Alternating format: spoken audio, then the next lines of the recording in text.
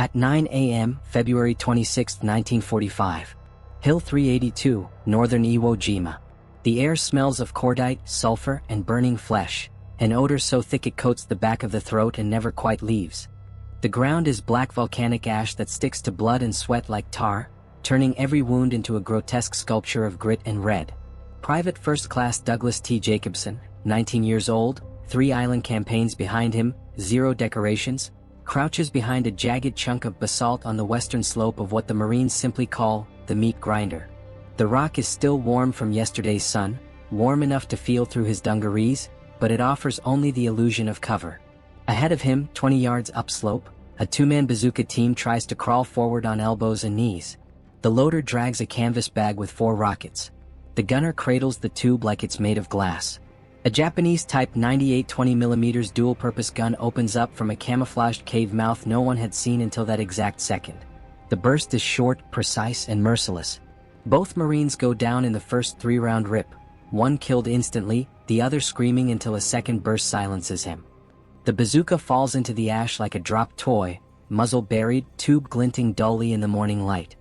Hill 382 rises 125 feet above the black sand beaches, a broken, ugly tooth of volcanic rock studded with 16 concrete and counting hardened positions. The Japanese have spent 8 months turning it into a fortress. Tunnels connect every bunker. Every firing slit is sighted to cover every approach. Every rock that looks natural has a rifleman behind it. The 23rd Marines have been trying to take this hill for 7 straight days and have lost half their strength doing it. Good men, friends, kids Jacobson shared K-rations with on the transport coming over, now just names to be written on the casualty lists. The regimental commander calls it the key to the northern defenses. The Marines call it the place where hope goes to die. Jacobson is from Port Washington, New York, population 6,000, tree-lined streets, a quiet harbor where rich people keep sailboats. He enlisted at 17, lying about his age because the recruiter took one look at the kid's eyes and decided the Corps needed him more than any high school diploma ever would. Back home he was a draftsman for his father's construction firm, good with numbers, steady hands, the kind of boy who could sketch a perfect blueprint before breakfast, and a lifeguard on Long Island beaches every summer, strong swimmer, calm under pressure, the one mothers trusted to watch their kids. Now he is part of Company I, 3rd Battalion, 23rd Marines, 4th Marine Division, and he is watching his company die one man at a time. The 20mm gun fires again. 3 more Marines drop in the open, one of them trying to drag a wounded buddy to cover and taking the burst across both legs. The screams are thin, high, almost lost in the wind that howls across the volcanic ridge. Company I has been on this slope since first light. They have gained maybe 50 yards in 4 hours. Every yard has cost blood. The Japanese gunners are patient. They wait until Marines bunch up, until someone stands to throw a grenade or drag a wounded man, then they fire. The bodies are already piling up in windrows. Jacobson's squad leader, Staff Sergeant Tony Stein, another future Medal of Honor recipient, though no one knows it yet, is 20 yards to his left, shouting himself hoarse trying to get a flamethrower team forward. The flamethrower operator makes it 10 yards before a Nambu opens up from a spider hole no one saw. The flame tank ruptures. The operator becomes a human torch, running in blind circles until he collapses. The company is pinned. The assault is collapsing. And the 20mm is still firing. Jacobson looks at the bazooka lying in the open. It is a 60-inch M9 tube, 13 pounds empty, meant for 2 men, one to aim and fire, one to load and connect the wire. No one has ever fired one solo in combat.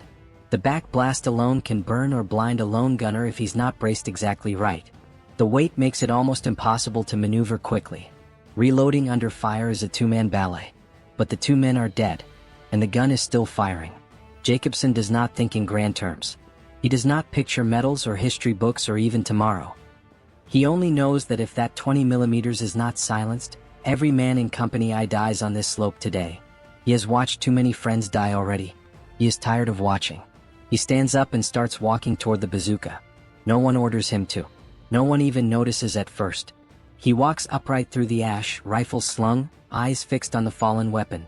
A Japanese rifleman spots him, fires, misses. Another shot kicks ash at his boots. Jacobson keeps walking. He reaches the bazooka, bends, lifts the tube with one hand, slings the dead loader's canvas bag over his shoulder. 4 rockets, 44 pounds of high explosive.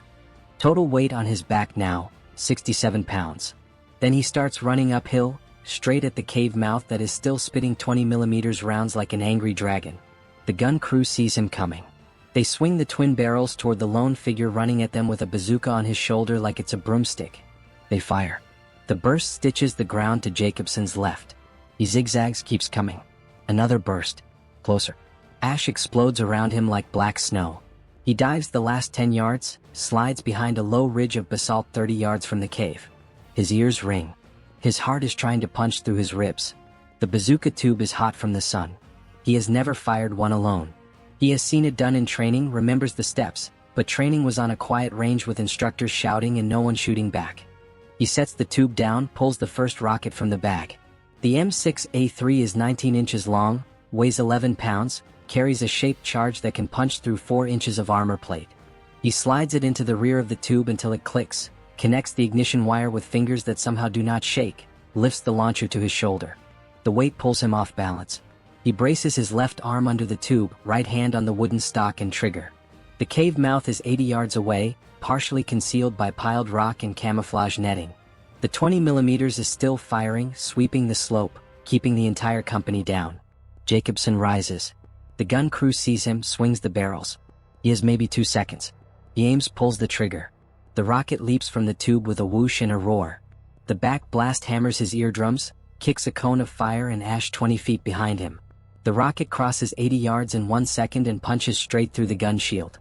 The shaped charge detonates. A jet of molten copper slices through steel and flesh at 6,000 meters per second. The cave erupts in orange flame and black smoke. The 20mm and its 4-man crew simply cease to exist. Company I starts moving. Jacobson drops flat, reloads alone, 40 seconds of pure exposure while bullets snap overhead. He works the sequence backward without thinking. Rocket in, wire connected, tube up, sight, fire. The next target is a machine gun nest 70 yards uphill. He flanks it, fires, watches the position erupt in fire and dirt. He keeps going. For the next 2 hours, Douglas Jacobson, 19 years old, no decorations, becomes a one-man assault force. He destroys 16 fortified positions single-handed, pillboxes, blockhouses, machine gun nests, rifle pits, a buried light tank. He fires rocket after rocket, running back downhill under mortar and sniper fire to resupply whenever he runs dry, carrying the dead men's weapon like it was made for him alone. By 1100 the summit of Hill 382 is American ground. 16 positions destroyed. 75 Japanese dead. 1 Marine still standing. The meat grinder is broken. And the kid from Port Washington who lied about his age to get into the fight has just written his name in blood and fire across the most defended hill on Iwo Jima. The 20mm gun fires again. 3 more Marines drop, 1 hit in the legs, screaming as he tries to crawl back downhill. The other 2 simply fall and do not move.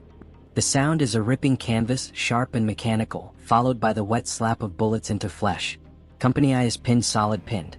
Men hug the black ash like it can save them.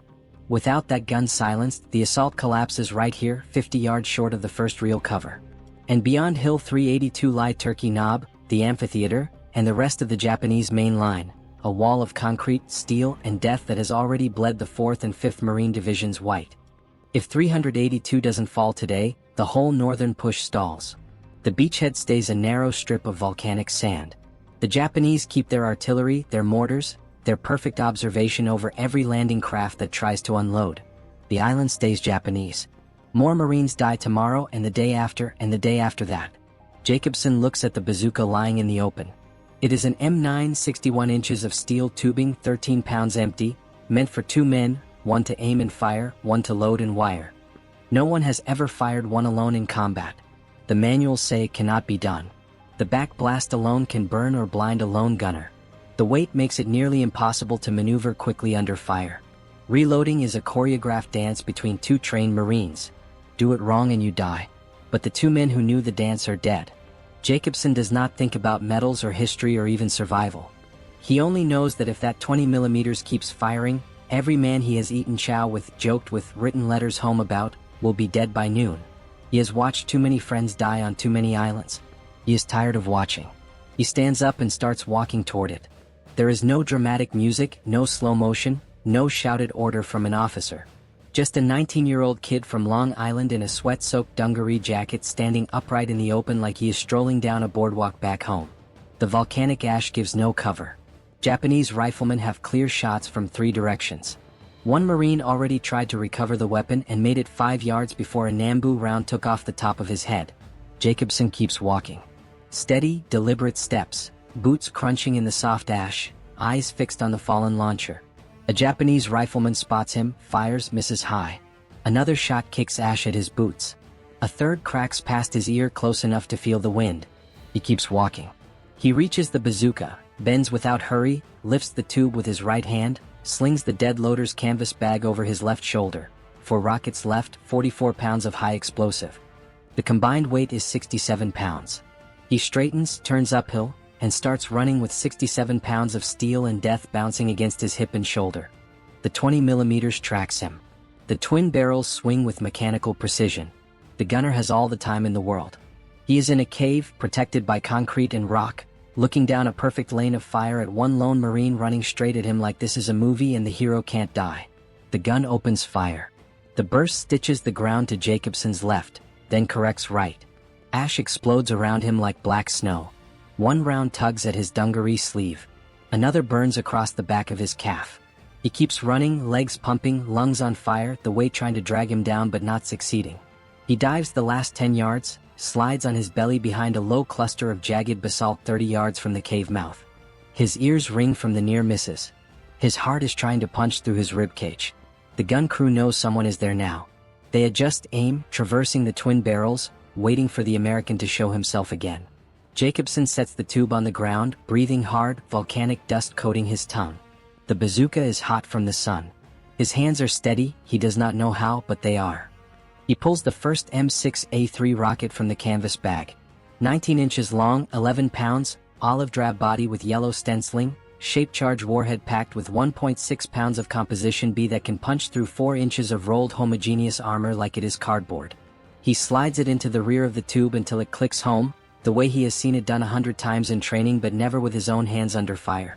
He pulls the coiled ignition wire from the rocket's tail, wraps it around the contact spring on the launcher with fingers that somehow do not shake. The wire has to be tight or the circuit will not close. He makes it tight. The cave mouth is 80 yards away, partially hidden behind piled rock and camouflage netting, but the twin barrels are visible, glinting whenever the gunner traverses. Jacobson lifts the launcher to his shoulder. The weight pulls him sideways. He braces his left arm under the tube, right hand on the wooden stock and trigger grip. The latter sight shows graduations for 100, 200, 300, 400 yards. He estimates 80. Close enough. The rear of the tube is open. When he fires, superheated gas and flame will erupt backward in a cone 20 feet long. If anyone standing there will be cooked. But there is no one behind him. He is alone. The 20mm fires a probing burst, walking rounds across the rock cluster, trying to flush him. Chips of basalt sting his face. He does not flinch. He rises to one knee, shoulders the tube, sights. The gun crew sees him, swings the barrels. Jacobson pulls the trigger. The electrical circuit closes. The rocket motor ignites with a whoosh and a roar that drowns out everything else. Flame and smoke explode from both ends of the tube. The recoil slams his shoulder. The back blast hammers his eardrums and kicks a cone of fire and ash 20 feet behind him. The rocket streaks across the 80 yards in 1 second flat. It punches straight through the gun shield and detonates inside the cave. The shaped charge does what it was designed to do. A jet of molten copper moving at 6,000 meters per second slices through steel, concrete, flesh, and bone. The 20mm and its 4-man crew simply cease to exist in a flash of orange and black. The cave mouth belches smoke and flame. Secondary explosions follow as ready ammunition cooks off. The hillside goes quiet for 1 stunned second. Then Company I starts moving. Men rise from the ash like ghosts, shouting, running forward, using the sudden silence as cover. The spell is broken. The meat grinder has lost its teeth. Jacobson drops flat, ears ringing, heart still trying to escape his chest. He does not cheer. He does not even smile. He only knows the hill is far from taken. There are 15 more positions waiting upslope, each one built to kill Marines who think the worst is over. He starts reloading. He has 3 rockets left. And the day has only just begun. He has no loader, no spotter, no second chance. The cave mouth is 80 yards away, partially hidden behind piled rock and netting, but the twin barrels of the 20mm glint whenever the gunner traverses. Jacobson rises to one knee, shoulders the tube, sights down the crude ladder. The weight drags at him. The bruised shoulder from the last rocket throbs. Wind whistles across the volcanic ridge, carrying the smell of burning powder and blood. He rises, sights, fires. The rocket leaps from the tube with a whoosh of flame and smoke that feels like a mule kick against his whole body. The back blast hammers his eardrums and kicks a cone of fire and ash 20 feet behind him, close enough that he feels the heat on the back of his neck. The M6A3 crosses 80 yards in 1 second flat and punches straight through the 20 mm's thin steel shield. The shaped charge detonates. A jet of molten copper moving at 6,000 meters per second slices through armor, concrete, flesh, and bone. The cave erupts in orange and black. Secondary explosions follow as ready ammunition cooks off in chain reaction. The twin barrels sag, droop, then fall silent forever. Company I starts moving. Men rise from the ash like ghosts given permission to live. They shout, run forward, use the sudden silence as cover. The spell is broken. The meat grinder has lost its first tooth. Jacobson drops flat, ears ringing, heart still trying to escape his chest. He does not cheer. He does not even smile. He only knows the hill is far from taken. There are 15 more positions waiting upslope, each one built to kill Marines who think the worst is over. He starts reloading. 40 seconds of the most exposed seconds of his life. He sets the tube down, pulls the second rocket from the canvas bag, slides it into the rear until it clicks, wraps the ignition wire with fingers that somehow do not shake. The entire process is supposed to take a trained two-man team 12 seconds. He does it in 40 while bullets snap overhead and mortar rounds walk the slope looking for him. He lifts the tube again, heavier now with sweat and ash, and starts moving. The next target is a machine gun nest 70 yards uphill, dug into a fold of volcanic rock, almost invisible until the Nambu opens up. Jacobson flanks it wide, using every depression and rock cluster, crawling when he has to, running when he can. The gun crew is busy hosing the main Marine advance downslope. They never see the lone figure working around their left. He reaches a shell crater 40 yards away, shoulders the tube, fires. The rocket streaks uphill, hits the lip of the emplacement, penetrates, detonates inside. The position erupts in fire and dirt. The Nambu goes silent mid-burst. Reloads again. A second machine gun nest, this one in a concrete revetment with a clear field of fire across the western approach. Jacobson circles right this time, using the smoke from the first explosion as cover. He crawls the last 20 yards on his belly, ash filling his mouth and nose. The gun crew is shouting, trying to locate the demon who has already killed 2 of their positions. He rises to one knee at 30 yards, fires before they can swing the barrel. The rocket punches through the firing slit. The revetment disappears in a roar and dust. 3 targets down. He keeps going. For the next 2 hours, Douglas Jacobson, 19, no legs lost, no fame yet, becomes a one-man assault force. He destroys 16 fortified positions single-handed. Pillboxes, blockhouses, machine gun nests, rifle pits, a buried Type 95 light tank. He fires rocket after rocket, expending every round in the dead loader's bag, then running, yes running, back downhill under mortar and sniper fire to the company ammo point, grabbing fresh rockets 4 at a time, slinging the canvas bag and charging uphill again with 67 pounds of steel and explosive bouncing against his hip. Each trip is a gauntlet. Mortars walk the slope trying to bracket him. Snipers fire at the movement they cannot quite believe is real. Marines who see him go by simply stare, mouths open, as the kid from New York turns into something out of a myth. He takes a pillbox by firing through the rear entrance after flanking it alone. He knocks out a buried tank by putting a rocket through the vision slit at 40 yards. He clears 3 interconnected rifle pits with grenades after running out of rockets again and borrowing an M1 from a dead Marine. He never stops. 75 Japanese soldiers die by his hand or in the positions he destroys. Some are killed outright by the shaped charges. Others are buried alive when concrete roofs collapse. A few crawl out burning or bleeding and are finished by Marine rifles as Company I follows in his wake. By 1100 the summit of Hill 382 is American ground. The cost is staggering, 43 men from Company I alone killed or wounded in 4 hours, but the meat grinder is broken.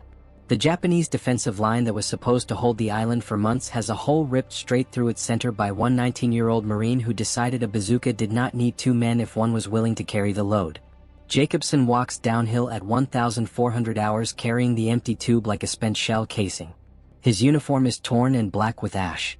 His face is unrecognizable under dust and powder residue.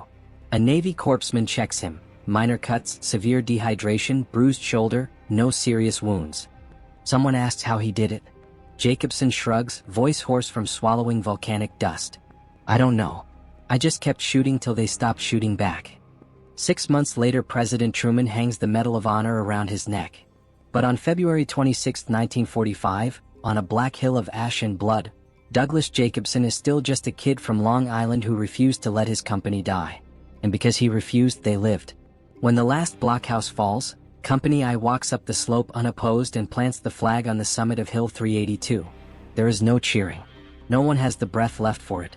The blockhouse, the 16th and final position, goes up in a dull orange flash when Jacobson's last rocket punches through the rear door and detonates inside. The concussion rolls down the hillside like a cough from hell. Concrete chunks the size of helmets rain onto the ash. Smoke pours from every firing slit. A single Japanese soldier staggers out, uniform on fire, and is shot before he takes 3 steps. Then silence. The kind of silence that comes after 4 hours of continuous screaming, explosions, and dying. The wind whistles across the ridge. Somewhere a wounded man moans. The only movement is the slow drift of volcanic dust settling back to Earth. Captain William T. Ketchum, commander of Company I, 31 years old, already hit twice but still on his feet, is the first to stand. He looks at the smoking ruins, then at the 19-year-old private first class walking downhill with an empty bazooka tube over his shoulder like a hobo's bindle, and simply says, "Let's go." They walk. No running now. Just a slow, exhausted trudge up the black slope, past the bodies of friends and enemies tangled together, past burning tanks and shattered bunkers, past the places where men they knew were alive an hour ago and are now only shapes under ponchos. They reach the summit at 11:17. Someone produces a flag, small, sweat-stained, carried in a musette bag since the whole way from the beach. They tie it to a broken Japanese radio antenna. It flutters once in the sulfur wind, then hangs limp. Hill 382, the meat grinder, the anchor of the entire Japanese northern defense line, is American ground. The cost: 43 men from Company I killed or wounded in 4 hours of the bloodiest hours any of them will ever know. The gain: a hole ripped straight through the center of Kuribayashi's fortress, a hole no amount of concrete or courage can plug again.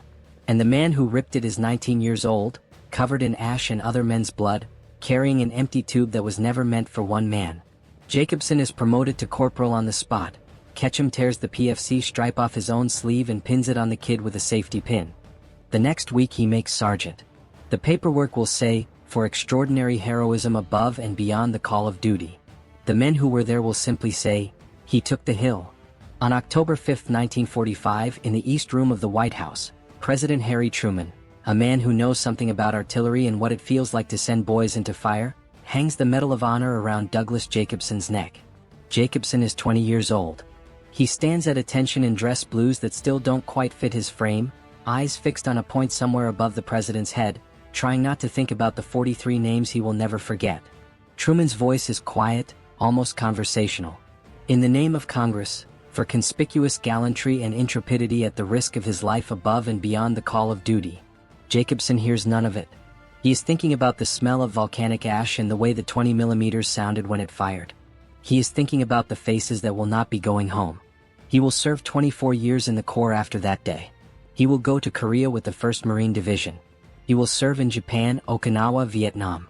He will attend officer candidate school at Quantico, commission as a 2nd lieutenant, retire as a major in 1969 after a career spent mostly in supply and logistics because the Corps decides one Medal of Honor winner who has already taken a hill single-handed is enough legend for one lifetime.